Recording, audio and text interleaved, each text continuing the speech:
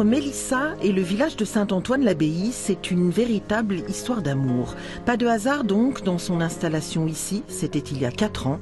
Les ateliers d'antan ont vite trouvé leur place. C'était la maison mère de l'ordre des Antonins, c'était un endroit où on soignait les gens, peu importe leurs conditions. Et du coup, le village a gardé cette énergie, qui est une énergie très très positive et qui m'a beaucoup attirée. C'est une énergie que je vais retrouver chez les artistes que j'expose, qui sont tous des créateurs de la région et qui notamment, pour une grande part d'entre eux, viennent sur le village de Saint-Antoine-l'Abbaye pour s'inspirer. Ils sont 25 artistes à exposer leurs œuvres, représentant une quinzaine de métiers d'art. Mélissa leur offre ce dont ils ont le plus besoin, un espace d'échange, de partage, un lieu où proposer leur création. Je sélectionne mes artistes avant tout sur l'humain. Je veux les rencontrer, je veux qu'ils me racontent leur histoire, pourquoi ils font ce métier, qu'est-ce qui les a amenés à ce métier et comment ils souhaitent l'exprimer, comment ils souhaitent, qu'est-ce qu'ils souhaitent dire en fait dans leur histoire. Il faut vraiment qu'ils aient un univers et une histoire à raconter.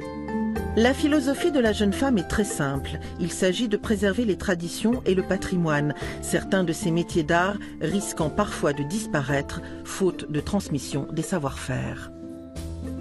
J'ai créé la boutique notamment parce que j'ai vu beaucoup de créateurs qui étaient vraiment porteurs de savoir et gardiens du patrimoine vivant et qui en fait ont arrêté ou bien travaillaient très peu ou se remettaient à travailler dans des métiers alimentaires parce qu'ils n'arrivaient pas à vivre de leur travail, des métiers qui disparaissent et donc moi je ne peux pas me résoudre à ça.